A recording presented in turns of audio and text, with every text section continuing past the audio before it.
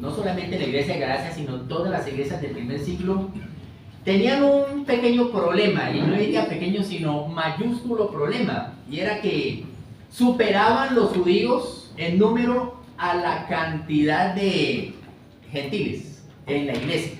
Es decir, todavía están en un proceso de transición, y ellos querían introducir encubiertamente el judaísmo dentro de la iglesia. No solamente este problema en la iglesia de Galacia, sino en todas las iglesias del primer siglo tienen este problema. La iglesia de Roma, la iglesia de Éfeso, la iglesia de Colosas, en fin. Los Gálatas no fue la excepción. Y aquí el apóstol Pablo, precisamente para erradicar ese problema y acabarlo de raíz, entonces le hace una pregunta en el versículo 21 de Gálatas 4. Dice: decidme, los que queréis estar bajo la ley, ¿no habéis oído la ley? Porque está escrito que Abraham tuvo 2 hijos. Bueno, le sale a relucir lo que sucedió con Abraham. Uno era de la esclava y la otra era de la libre. Pero el de la esclava nació según la carne. Ahí está diciendo, bueno, el anhelo de que esa promesa se cumpliera. La misma esposa de Abraham dijo, bueno, Dios le prometió un hijo, pero nada que aparece ese hijo. Peguémosle una ayudadita a Dios.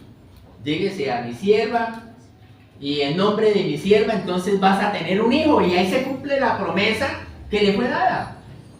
Y Abraham, ni corto ni perezoso, dijo, pues hagámosle. Y nació el hijo de la esclava. Después, cuando se cumplió la promesa y llegó el verdadero hijo de la promesa, entonces empezó un conflicto en la familia. Ya no solamente tenía el hijo de la promesa, sino que tenía de ñapa otro hijo, que también iba a heredar lo que era de él. No solamente era el hijo de la promesa, sino tenía otro hijo. Y para acabar ese problema, entonces sucedió algo desagradable. Echó a la sierva con su hijo. Tremendo. Hablando de los 2 pactos, el pacto antiguo y el pacto nuevo, hablando sobre la misma nación de Israel, porque es la misma nación de Israel que tiene los 2 pactos. No es que el pueblo de Israel, que físicamente se llama Israel, estaba en el antiguo pacto y ahora los gentiles están en el nuevo pacto, sino que tanto judíos como gentiles estamos en el nuevo pacto si estamos en Cristo. Ahora, estando en Cristo, pertenecemos a la iglesia de Cristo, que es el Israel espiritual. Muy bien. Y yo quiero, amados hermanos, traer precisamente unos pequeños puntos hablando sobre esta alegoría de Sara y Agar. Y va continuando con la doctrina del hombre, porque estamos en la doctrina del hombre. Y hemos hablado precisamente de la creación del hombre, de los elementos esenciales del hombre, de la naturaleza moral del hombre. De pronto ya hemos olvidado de lo que hemos visto, pero ya lo hemos visto, ¿verdad? La imagen de Dios en el hombre, la aprobación del hombre, la tentación del hombre, y hemos visto también la caída. Y hoy vamos a mirar precisamente el pacto de Dios con el hombre. El pacto de Dios con el hombre. Tanto el pacto antiguo como el pacto renovado. Ese pacto antiguo que era una tipología de lo que era este pacto real. El pacto presente que tiene Dios con su pueblo, con su iglesia. Precisamente esta ley que no fue abolida, sino cumplida. Una cosa es que esté cumplida y otra cosa es que esté abolida. Hay algunas iglesias que enseñan que el pacto ya fue abolido y que ya no hay pecado, ya no hay Satanás, ya no hay castigo del pecado, porque ya el pecado cayó en Cristo y ya todo el mundo está libre de pecado.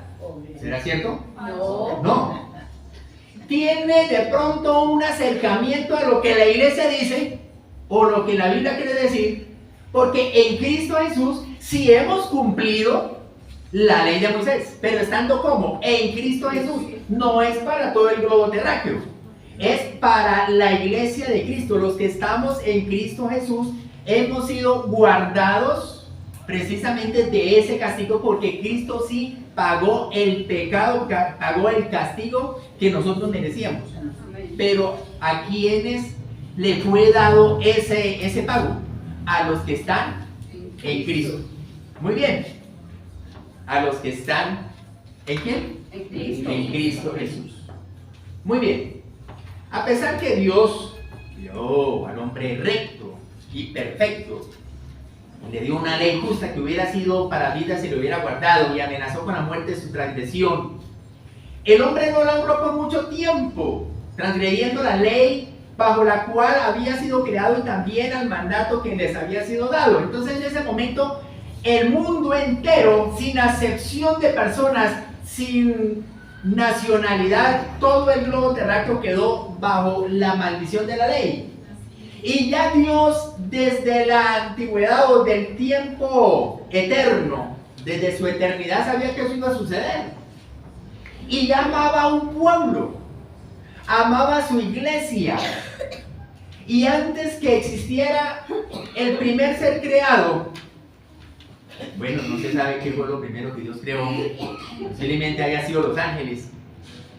Y antes que existiera lo primero que Dios creó, ya había un plan de redención que no se iba a llevar a cabo a medida que se iba cumpliendo las cosas, como enseñan algunos también, que Dios miró desde la eternidad y ya sabía lo que iba a suceder dentro de un tiempo futuro, y a medida que iba a suceder, así iba aclarando las cosas, sino que Él mismo trazó lo que iba a suceder, era de una determinación.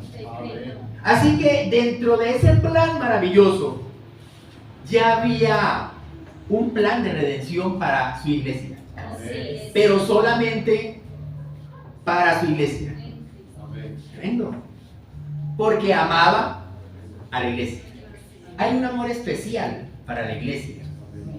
Y aún hay un amor general para el mundo. Hay un amor general para el mundo. Dios ama al mundo. Y es un amor que no hay acepción. Manda la lluvia sobre malos y buenos, manda su sol sobre malos y buenos. Y si manda una plaga, también la manda para malos y buenos. O sea, no hay... es general. Está la cobertura para todo el mundo. Pero hay un amor especial para su iglesia, para su pueblo elegido, para su amada. Y ese amor especial está desde antes de la fundación del mundo. Y ya sabía que esa amada iba a estar contaminada con el pecado. Ya iba a estar contaminada con el pecado, juntamente con el resto de los que no habían de aceptarlo.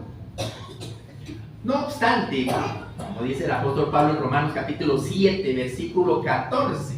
Romanos capítulo 7, versículo 14. El apóstol Pablo, hablándole precisamente a la iglesia de Roma, le está diciendo: no obstante reinó la muerte desde Adán hasta Moisés, aún en los que no pecaron, a la manera de la transgresión de Adán, el cual es figura de aquel que había de venir. Así no hay. Reinó la muerte desde Adán hasta ¿dónde? Hasta Moisés, aún en los que no pecaron. Romanos 7, versículo 14. Porque sabemos que la ley es espiritual, mas yo soy carnal, pido algo. Bueno, léalo alto a de pronto me equivoqué ahí de... Dice, hermano, porque sabemos que la ley es espiritual, mas yo soy carnal, vendido al pecado. Muy bien. Bueno, la ley es espiritual. ¿Quién inspiró la ley? Dios. ¿Dónde estaba Moisés cuando recibió la ley? En el monte Sinaí. ¿Ese monte Sinaí queda dónde? En Arabia. Muy bien, ahí estaba Moisés y recibió precisamente la ley de Moisés. Bueno, la ley de Dios que la escribió Moisés y fue conocido como la ley de Moisés. Y esa ley era divina. Y el apóstol Pablo, él estaba en su carne. Y no solamente Pablo. Todos los judíos estaban en la carne, porque estaban precisamente bajo una naturaleza pecaminosa y no podían cumplir esa ley, ¿verdad? Así que hubo la necesidad de que alguien cumpliera esa ley. Ahora sí, bueno, no sé por qué no tengo el pasaje acá. Dice, no obstante, reinó la muerte de Adán. De pronto si alguien encuentra ese pasaje. Hasta Moisés, aún en los que no pecaron a la manera de la transgresión de Adán, el cual es figura del que había de venir. Pero el don no fue como la transgresión. Romanos 5:14. Romanos 5:14, entonces fue que me equivoqué por los capítulos, ¿no? Si por la transgresión de aquel uno murieron los muchos, abundaron mucho más para los muchos la gracia y el don de Dios por la gracia de un hombre. ¿Quién? Jesucristo. Muy bien. Jesucristo. Jesucristo es la figura del que había de venir. Todo el Antiguo Testamento, las comidas, las fiestas, los sacrificios, todo lo que se hacía en el Antiguo Testamento era una tipología de lo que era Cristo. El mismo sacerdote Samuel era una tipología de Jesús. Él era juez, sacerdote y era profeta. Muy bien. Aunque Jesús no fue juez, Jesús fue rey. Pero en esa época no existían los reyes porque Samuel era el último de los jueces. Ya después de Samuel vino el primer rey, que fue Saúl. Así que Samuel era una tipología. Y no solamente Samuel, porque Samuel se daba el lujo. Es increíble lo que voy a decir, yo antes como que lo pensaba mucho. Él dormía en el lugar santísimo. Samuel. Al lado del arca. Increíble. Había sido consagrado desde el vientre de su mamá, desde Ana. Ana le hizo una promesa a Dios y Dios se sentía muy afligida porque tenía una competencia grande que sí le daba hijos a su esposo. Y Penina era la contrincante y ella sí le daba hijos al Cana. Le dio el primero, el segundo hijo, el tercero, y Ana nada. Y ella en medio de su angustia estaba orando y apenas se le movían los labios, y el sumo sacerdote cuando lo vio pensaba que estaba borracha y dijo, pasa esa borrachera y váyase para la casa. Yo no estoy borracha, sino que estoy afligida. Y en esa oración está diciendo, mi primer hijo va a ser para ti, te la voy a consagrar a ti. Y era un hijo consagrado, era una tipología de lo que era Cristo. Y cuando recibió el llamado de parte del Creador, él estaba durmiendo al lado del arca. ¿Y dónde quedaba el arca? En el lugar santísimo. En el lugar santísimo. ¿Quién era el único que podía entrar al lugar santísimo? Sumo sacerdote. Sumo sacerdote. ¿Cuántas veces al año? Una vez. Una vez al año. Y aún todavía no era sumo sacerdote. No, todavía no. Pero ya estaba consagrado. Y llegó a ser un sumo sacerdote. Tremendo. Este real sacerdote es Cristo Jesús. Sumo sacerdote por excelencia. Y ofrenda por excelencia. Y lo mejor aún es que Él nos ha hecho a nosotros reales sacerdotes. Nación santa, pueblo adquirido por Dios. ¿Para qué? Para que anunciemos las virtudes de aquel que nos llamó de las tinieblas a su luz admirable. Tenemos entrada segura al lugar santísimo. Amén. Y no solamente una vez al año, todos los días. Desafortunadamente son más las veces que pecamos que cuando vamos al lugar santísimo a interceder, porque somos intercesores. Cristo es el intercesor entre Dios y su iglesia. Nosotros somos intercesores entre Dios y el mundo. Tremendo, porque somos reales sacerdotes. Bueno, ahora sí espero que esta cita esté bien. 2 Corintios 11:3. Pero si un valiente lo quiere leer, lo puede hacer. 2 Corintios 11:3. Pero temo que como la serpiente con su astucia engañó a Eva, vuestros sentidos sean de alguna manera extraviados de la sincera fidelidad a Cristo. Muy bien. Esta segunda carta que el apóstol Pablo ya escribió a los Corintios, porque ya era la segunda, ya había escrito una, ya la iglesia de Corinto estaba un poquito más refinadita, porque la primera sí era que estaba en un desorden total, pero ya la segunda habían cambiado mucho. Habían todavía algunos que no querían cambiar. Pero aquí el apóstol Pablo en su preocupación por esta iglesia, dice, pero temo que como la serpiente con su astucia engañó a Eva, vuestros sentidos sean de alguna manera también extraviados de esta sincera fidelidad a Cristo. Porque hay todavía cosas ásperas que entran a la iglesia.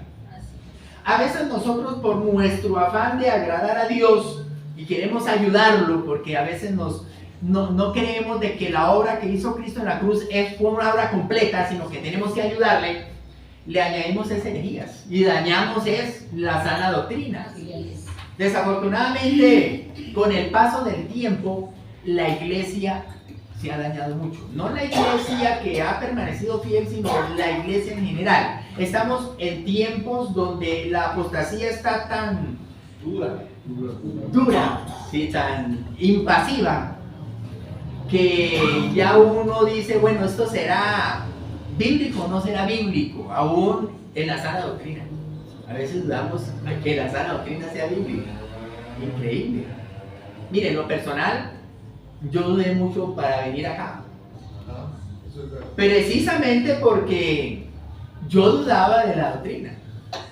Porque ya había recibido un bombardeo tan terrible que ya se me hacía difícil aceptar la sana doctrina. Precisamente porque estamos muy contaminados de la falsa. Y eso sucedía con esta iglesia. Y el apóstol Pablo dice, temo por ustedes que se dejen influenciar por este pecado. No solamente nuestros primeros padres cayeron de su justicia y rectitud original y de su comunión con Dios, sino nosotros en ellos. Por lo que la muerte sobrevino a algunos. A todos. ¿O será que aquí hay alguno que no va a morir? Todos vamos a morir, ¿verdad? La paga del pecado es muerte. Y totalmente hemos sido corrompidos en todas las facultades y partes del alma y del cuerpo, en todo. Así que cuando el apóstol Pablo le escribió esta carta a los Gálatas, porque desafortunadamente los Gálatas estaban tan influenciados por estos judaizantes, que ya habían algunos que se estaban dejando arrastrar. Dijeron, sí, oye, ¿verdad? Uy, gracias Señor, porque somos salvos por tu gracia. Pero habían algunos que decían, ¿será que hay que guardar el sábado o el domingo? Porque estaban en el primer siglo. Y los judaizantes decían, no hay que guardar el sábado.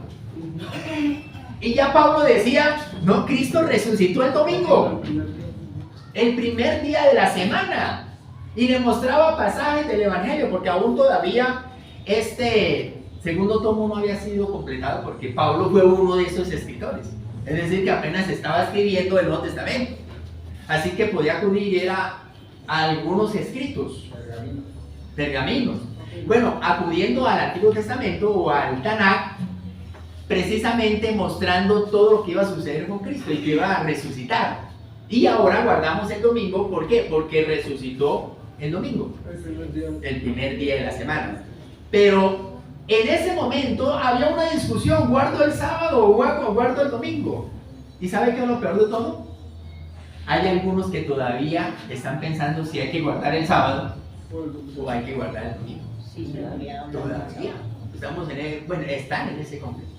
Todavía. Pero, ¿cuál día vamos a guardar? El domingo. El día del Señor. El día de su resurrección. Muy bien. ¿Cuántos domingos guardamos en el año? 52 domingos. Muy bien.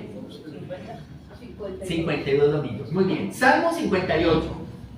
Y el rey David en el versículo 3 dice, se apartaron los impíos desde la matriz. Imagínense, ¿desde dónde? Desde la matriz. Se descarriaron hablando mentira desde que nacieron. Desde que nacieron. Y en Proverbios 22, versículo 15. Eso es tremendo, dice, la necedad está ligada en el corazón del muchacho, mas la vara de la corrección la alejará de él. ¿Sabe por qué los muchachos de ahora son más rebeldes que los de antes? ¿O será que no es lo mismo? ¿Estos más rebeldes o son los mismos? ¿Cuál? Es lo mismo, lo que pasa es que ahorita no se corrigen porque desafortunadamente ya no se pueden corregir por la ley, ¿no? Pero es la misma rebeldía que siempre ha existido, desde los años 40, años 50, años 60, solamente que antes corregían y se enderezaban. Ahorita ya no se puede. La rebeldía es libre. Ahora ya es libremente rebelde, porque la ley así mismo lo ha establecido. Tremendo, ya, pobres papás, ¿no? Ya, bueno, la ley humana, pero los papás que son valientes sí corrigen a sus hijos. Los que quieren agradar a Dios. Muy bien. Ahora, en Génesis capítulo 6, versículo 5, aquí vemos lo que es en el momento cuando antes del diluvio, ¿verdad? Y vio Jehová que la maldad de algunos hombres, De los hombres. de los hombres, era mucha en la tierra, y que todo designio de los pensamientos del corazón de ellos era de continuo solamente de mal. Vio Dios allá en la tierra, ver qué estaba sucediendo, y vio que el corazón de los hombres era de continuo solamente de mal. ¿Será que hoy sucede lo mismo? ¿Será que en un cristiano todavía hay malos pensamientos? Tremendo, ¿no? Tremendo. A veces venimos peleando con la mujer antes de llegar a la iglesia. Tremendo. Y nos reconciliamos por ahí faltando una cuadra. Tremendo, porque somos malos. Somos malos.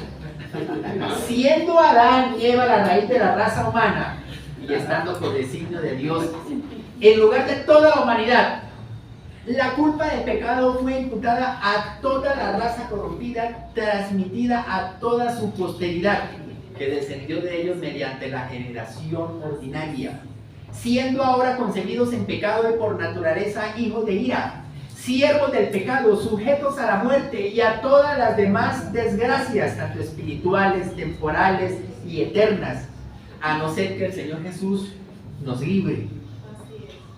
Gracias a Dios Él nos libró. Amén. ¿Sí se sienten libres? Sí. Somos libres. Pero por nuestra obra, No. ¿por la obra de quién? Del Por la obra de Cristo. Misericordia del Señor. Por la obra de Cristo. Hablando de tipología, en Génesis capítulo 8, versículo 21, Noé, cuando salió del arca, ¿qué pasó?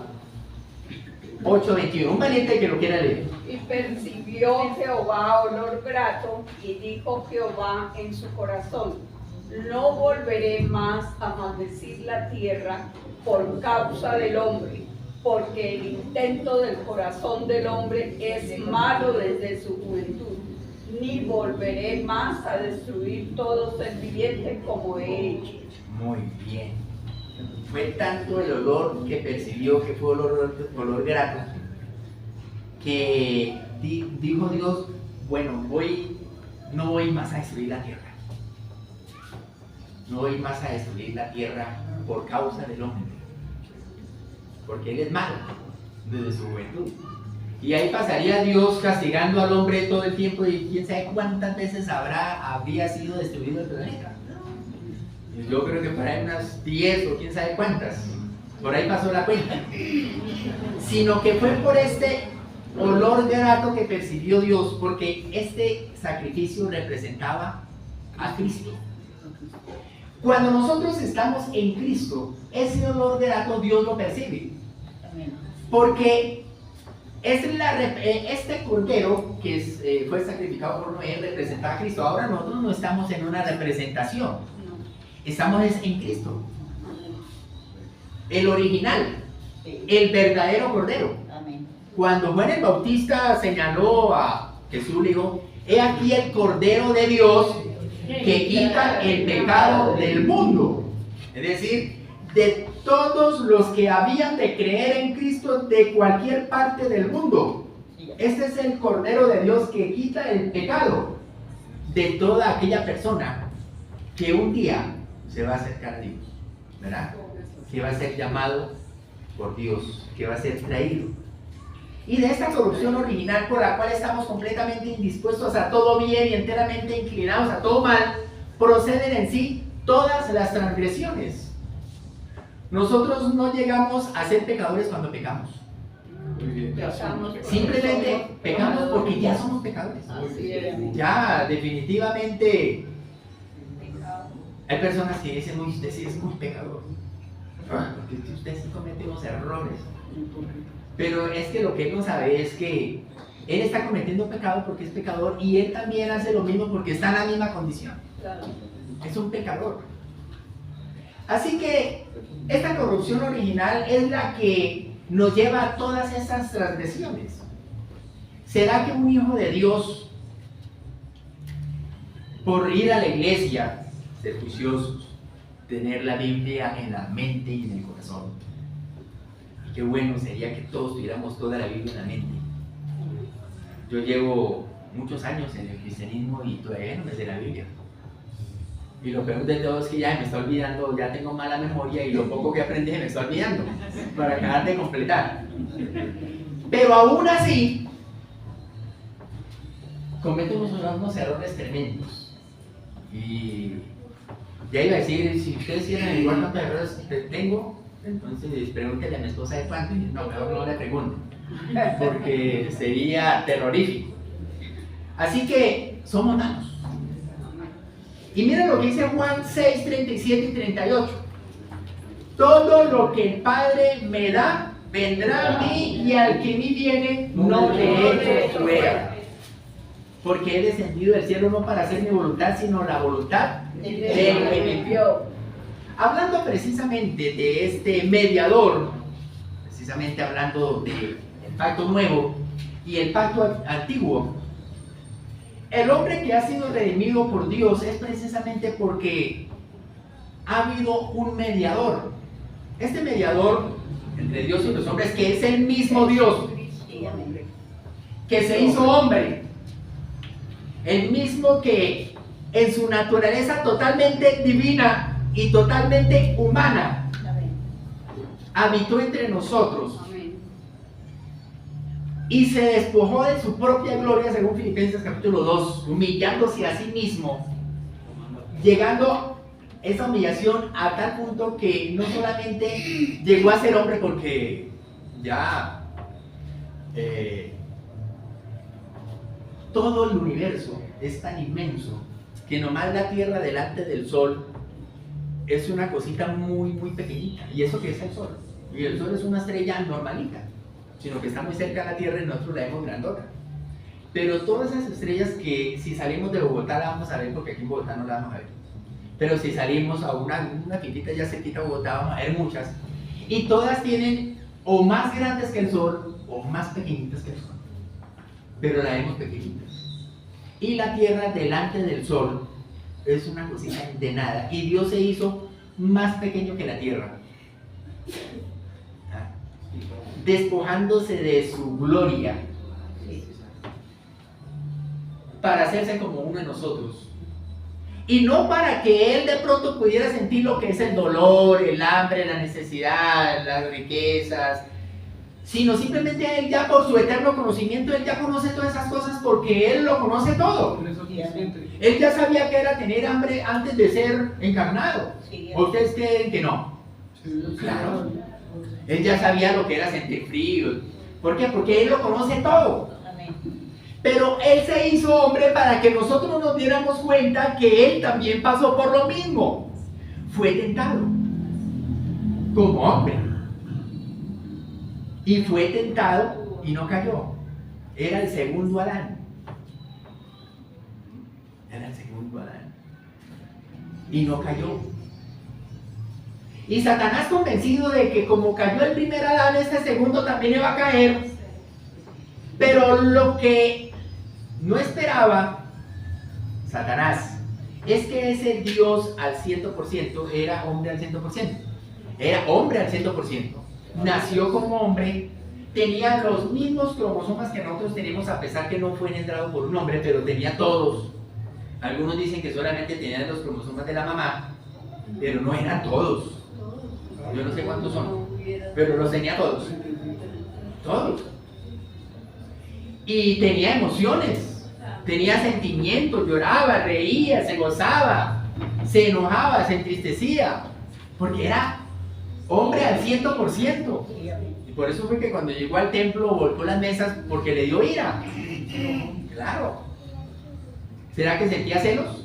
Claro, claro que sí. Era hombre al 100%. Pero era Dios al 100%. Y Satanás cuando lo tentó no contó de que uno de los atributos de Dios es que nunca peca. Y fue una gran bendición. Es algo que Satanás no esperaba ese golpe. El primero cayó. ¿Será que el primero estaba contaminado por el pecado antes de la caída? No. Era íntegro. Era vulnerable. Él sí podía pecar. Él sí podía pecar, sino que no sabía qué era pecar. No conocía el mal. Conocía el bien. Pero llegó a ser como Dios sabiendo el bien y el mal. Y en el caso de Cristo, ¿conocía el mal? Claro, conocía el mal, porque es Dios. No tuvo la necesidad de participar en el mal, pero conocía el mal. Conocía el mal. Pero era como el Adán primero, el primer Adán. En 1 Juan capítulo 1, versículos del 8 al 10, aquí el apóstol Juan, es un versículo bastante conocido, dice: si decimos que no tenemos pecado, nos engañamos a nosotros mismos y la verdad no está en nosotros. Si confesamos nuestros pecados, Él es fiel y justo para perdonar nuestros pecados y limpiarnos de toda maldad. Si decimos que no hemos pecado, le hacemos a Él mentiroso y su palabra no está en nosotros. Si decimos que no tenemos pecado. Así que sí tenemos pecado. Todavía. ¿Todavía tenemos pecado? Claro. ¿Cuándo vamos a estar libres de ese pecado? En la glorificación. En su glorificación. Ahora, ¿en qué consiste ese pacto? Porque estamos en un nuevo pacto. Hay personas que han dividido la Biblia en 7 pactos. Pero ¿cuántos pactos son? Dos. 2 nomás. El Antiguo Y el y el Nuevo. Antiguo Testamento y Nuevo Testamento. El Antiguo Testamento, por ser una tipología de lo que iba a suceder con Cristo y lo que representaba precisamente lo real, porque el tabernáculo era una réplica de lo que es arriba, en el cielo. Es una réplica. No es algo, era algo simbólico. Y ese antiguo pacto, cuando llegó lo real, que era ese cumplimiento de las profecías, dichas no solamente por los profetas, sino dicho por todo lo que simbolizaba ese Antiguo Testamento, los sacrificios, las fiestas, las comidas. Cuando llegó ese cumplimiento en el siglo I, ahí empezó un nuevo pacto. La distancia entre Dios y la criatura es tan grande que aún cuando las criaturas racionales le deben obediencia como su creador, estas nunca podrán haber logrado la recompensa de la vida a no ser por alguna condescendencia por parte de Dios que a Él le ha placido expresar en forma de pacto. Toda su creación está con la obligación de obedecer a Dios. Amén. Todos. ¿Sí sabe por qué nosotros nos reproducimos? Porque Dios dio la orden. Sí, amén. Fructificad, multiplicaos, llenad la tierra y sojuzgadla. Y todos los animales, la naturaleza en total, los árboles, todos están en obediencia a ese creador. Y el hombre tiene que estar en obediencia a ese creador en todas las cosas para poder ser agradables delante de ese creador. El único problema es que hay algunas cosas que la criatura puede cumplir. Por ejemplo, el reproducirse. Claro. Los árboles dan frutos, porque Dios dio la orden de que dieran fruto. Los animales hacen lo que hacen porque Dios le dio la orden de que esas son las cosas que debe hacer ese animal. Y el hombre impío también hace algunas cosas que Dios le dio la orden que hiciera. Ser creativo. El hombre es creativo. No es creador, pero sí de lo creado transforma la materia. hace varillas, hace espejos, hace, oye, increíble, el vidrio viene de la arena, dicen algunos.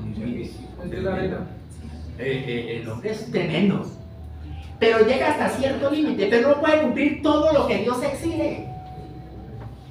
Cuando Dios llega al corazón de alguien, ese alguien que ha recibido el Espíritu de Dios, obedeciendo el llamado, esa persona ya puede cumplir lo que el resto de la humanidad no puede cumplir. Muy bien. Es decir, ser agradables a Dios en todas las cosas, Amén. en lo espiritual y en lo físico. Así que cuando este apóstol Pablo, hablándole aquí a los Gálatas capítulo 4, versículo 24, dice que esto es una alegoría. Estas dos mujeres son los dos pactos. El versículo 24. El uno proviene del monte Sinaí, el cual da hijos para esclavitud. Este es Agar. Porque Agar es el monte Sinaí en Arabia y corresponde a la Jerusalén actual, a la física, a la que pueden tocar. Si vamos a Israel, pues en un avión, podemos tocar el muro de las lamentaciones. Dicen algunos que es parte del templo que quedó, otros dicen que es parte de la muralla de la ciudad. Yo no me animo a decir cuál de las dos es, pero podemos tocarla. Una de las dos cosas sea, ¿sí? Podemos mirar, de pronto algunos dicen que aquí fue donde nació Jesús, posiblemente haya sido ahí, pero si es ahí, pues podemos ver donde nació Jesús, porque es una ciudad física. Pero esa es la ciudad representada por Agar, ¿verdad? Porque Agar es el monte Sinaí, mas la Jerusalén de arriba, la cual es madre de todos nosotros, hablando de los salvos, lo repito porque está hablándole a la iglesia salva, Sí. una iglesia que ha sido ya transformada por la sangre del Cordero, que es la iglesia de los Gálatas.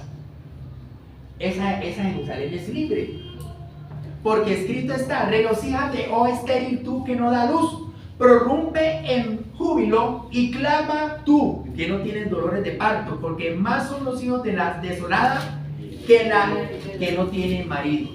Así que, hermanos, nosotros como Isaac somos hijos de la promesa. Amén.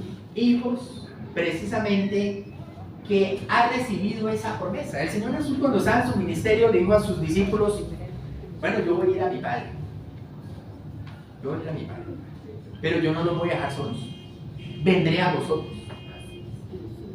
Pero ya antes había dicho: no, yo iré a mi Padre y le diré que envíe a otro consolador, el cual estará con ustedes para siempre, el Espíritu de verdad. ¿A quién iba a venir? ¿Sería Él o el Espíritu? Porque dice: no, vendré a vosotros, yo no los voy a dejar solos, ¿sí? No los voy a dejar huérfanos, vendré a vosotros. Y después digo: no, voy a decir a mi Padre que envía un consolador, el cual estará con vosotros para siempre. Y después dijo: no, enviaré mi Espíritu, el Espíritu de verdad, el cual proviene del Padre. Tremendo, eso es como raro, ¿no? Una mezcla rara. Aquí lo va a enviar el Padre, el Espíritu Santo, yo voy a venir. Pues hablando como Dios, pues Él como Dios estaba al lado de sus discípulos. Claro, Dios estaba al lado de sus discípulos. Claro, era Dios encarnado, aunque no es el Padre, pero es Dios. Es Dios.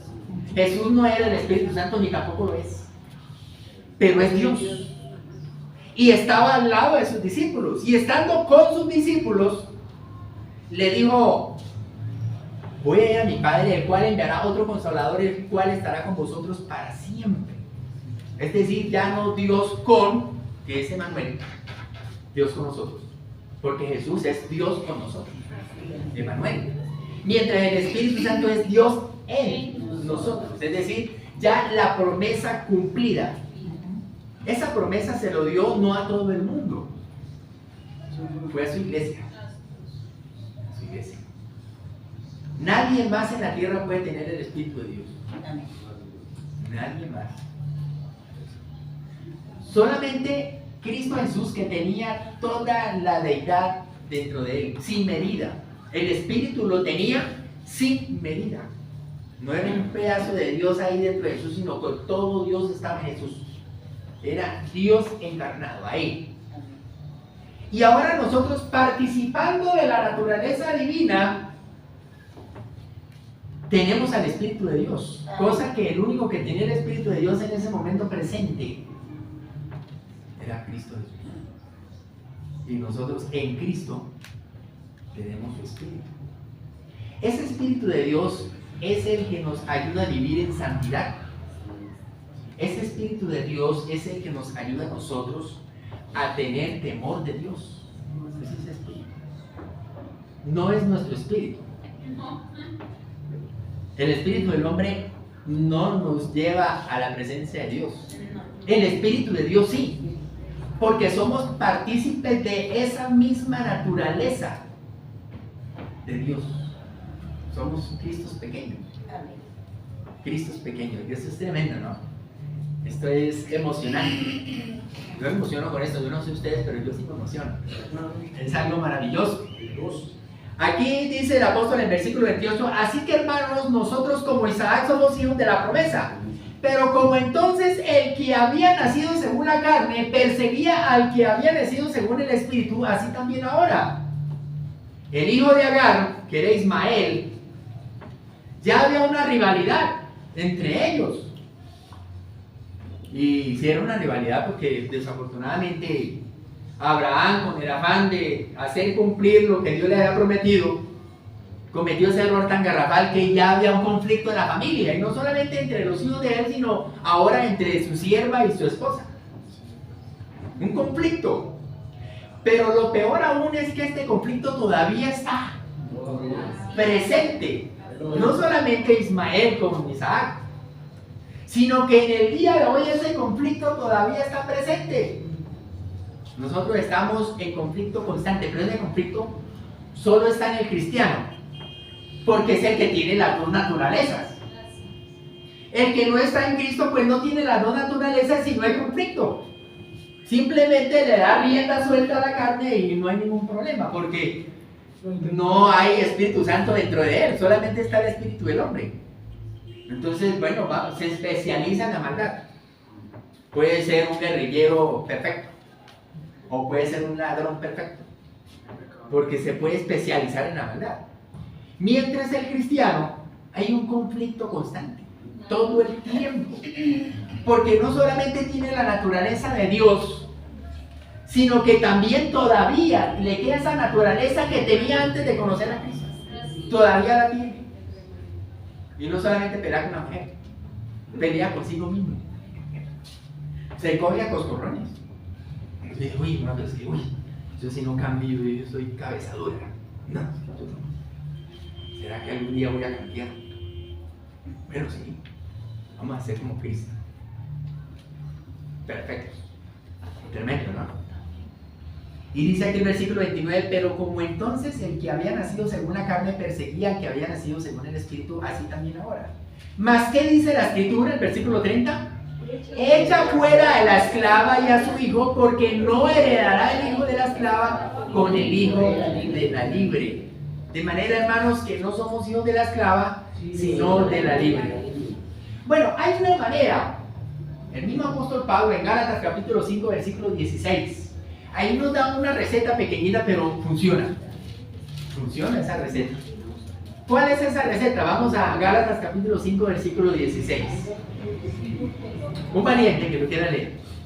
Digo pues, andad en el Espíritu y no satisfagáis los deseos de la carne. Muy bien, ahí está. Eso es una receta buena. Digo pues, andad en el Espíritu y no satisfagáis los deseos de la carne. ¿Por qué no podemos desarraigar esta carne de una?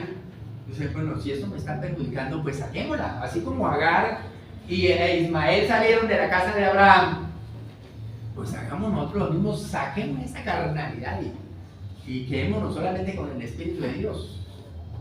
Pues como no podemos, sino hasta el día que nos separemos de este cuerpo. Pues ahora lo que podemos hacer es fortalecer lo espiritual. Fortalecer el espiritual. ¿Cómo? No satisfaciendo los deseos de la carne. ¿Cuáles son los deseos de la carne? Dice, el deseo de la carne es contra el espíritu y el espíritu es contra la carne, pero estos se oponen entre sí para que no hagáis lo que queréis. Pero si sois guiados por el Espíritu de Dios, por el Espíritu, no estáis bajo la ley.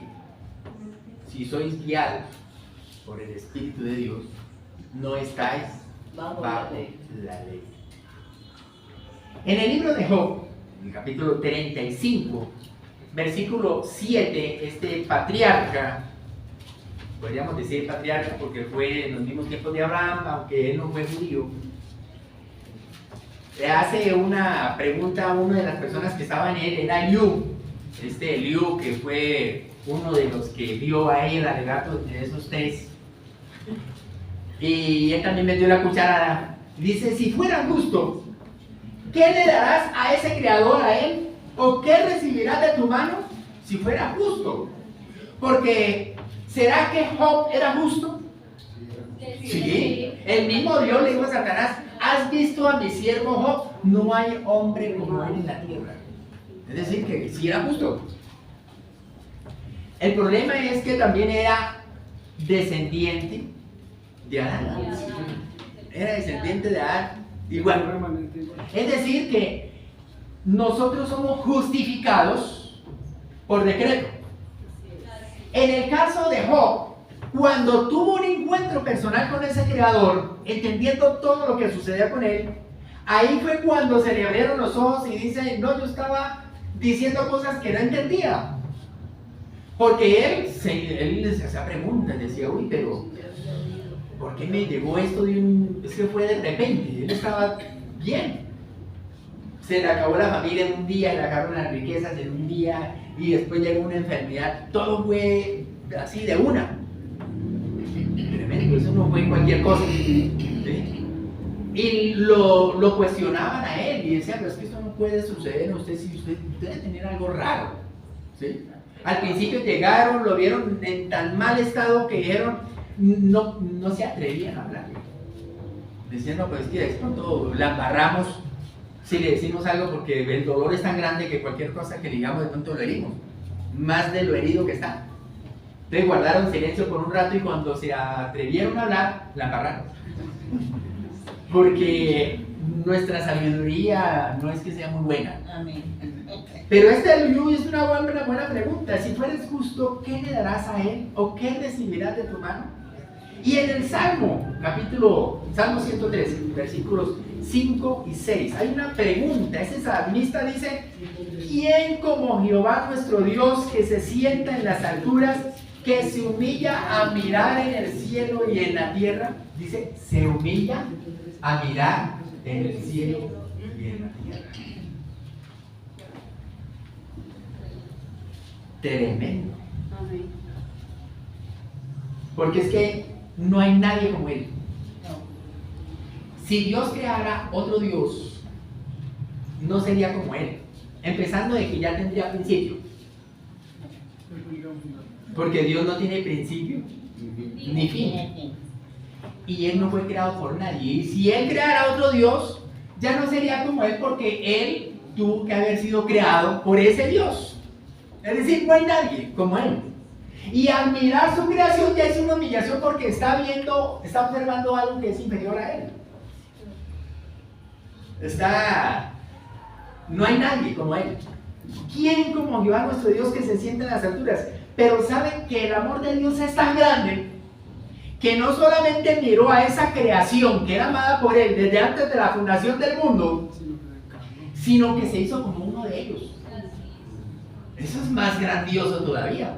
O sea, no solamente miró esa creación que un día se iba a rebelar contra él, porque iba a ser contagiado por alguien que ya se había rebelado contra él, que era un querubín. Fue contaminado por él, pero antes ya había sido amado. Y ya había un plan de redención antes que se creara ese querubín que contaminó a los otros. Ya había ese plan de redención. Oye, eso es tremendo, ¿no? Y se humilló, y fue tanta el amor que se hizo como uno de ellos. Por amor a ellos. Por amor a ellos. A esa creación. Por amor al que un día se iba a acercar a él. Y en Isaías capítulo 40, versículo 13, hace una pregunta aquí el profeta. ¿Quién enseñó al Espíritu de Jehová? ¿O le aconsejó enseñándole? ¿A quién pidió consejo para ser avisado? ¿Quién le enseñó el camino del juicio? ¿O le enseñó ciencia? ¿O le mostró la senda de la prudencia? Y aquí que las naciones son como la gota de agua que cae del cubo, y como el menudo polvo en las balanzas le son estimados. Y aquí que hace desaparecer las islas como polvo. Ni el Líbano bastará para el fuego, ni todos sus animales para el sacrificio. Tremendo. El Líbano era conocido por los cedros, y había muchos cedros. Y esos cedros no bastaban para hacer una hoguera en comparación con lo que es Dios. Tremendo. Ahora, ¿quién enseñó? ¿Quién le pidió consejo para ser avisado? Y como nadie le dio consejo a Dios, él hizo lo que quiso.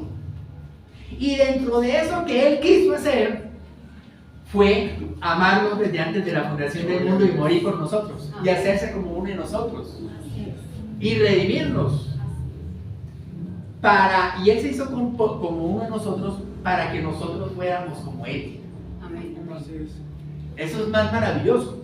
O sea, no solamente se humilló para que él fuera como uno de nosotros, sino que se humilló para exaltar a su creación, para que fuera como uno de él. Bueno. Así que nuestra santidad no depende de lo que nosotros hagamos, sino de lo que hizo Dios. Amén. Es de lo que hizo Dios. Ahora vamos a Lucas 17, versículos 7 al 10.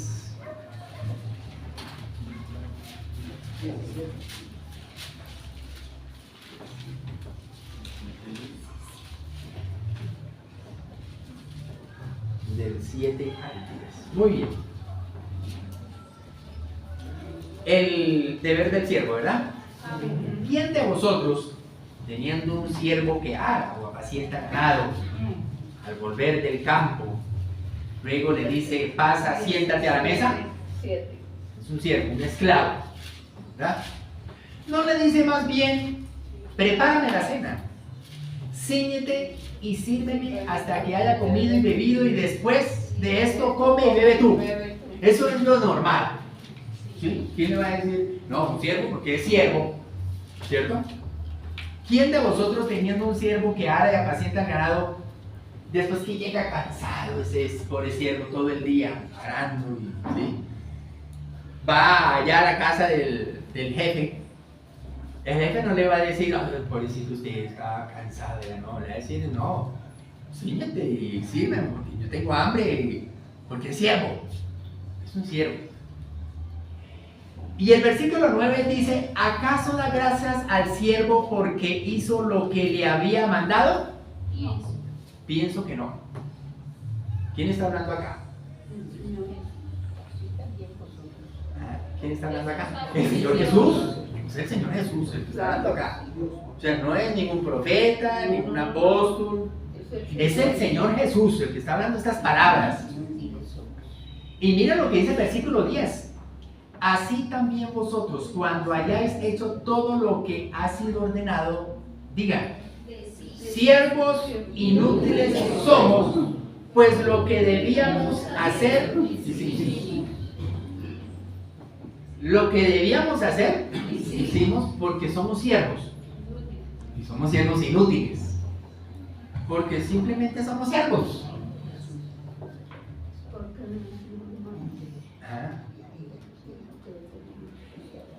Esto es tremendo. Es decir, que ese es el deber del siervo. Ese es el deber del siervo. Y Dios ha ordenado de que el que está en Cristo es una nueva criatura. ¿Cierto? Es una nueva criatura. Y si somos siervos, ¿qué debemos hacer? Pues obedecer. Ser renovados. Porque es una orden. Amén. Bueno, se nos fue el tiempo. Estaba como un poquito emocionado, pero ahí vamos avanzando poco a poco, ¿verdad? Muy bien, vamos a darle gracias a Dios por este tiempo que tuvimos. Vamos a orar, vamos a dar gracias a Dios. Amén. Padre Celestial, gracias, bendito Dios, por tu bondad infinita, por tu naturaleza que ha sido impartida en nuestras vidas. Gracias, bendito Dios, porque ahora nos has hecho personas gratas delante de ti. Somos reales sacerdotes, nación santa, pueblo adquirido por Dios, para que anunciemos las virtudes de aquel que nos llamó de las tinieblas a su luz admirable. Gracias, bendito Señor. Todo lo pedimos en el nombre de Cristo Jesús. Amén y amén.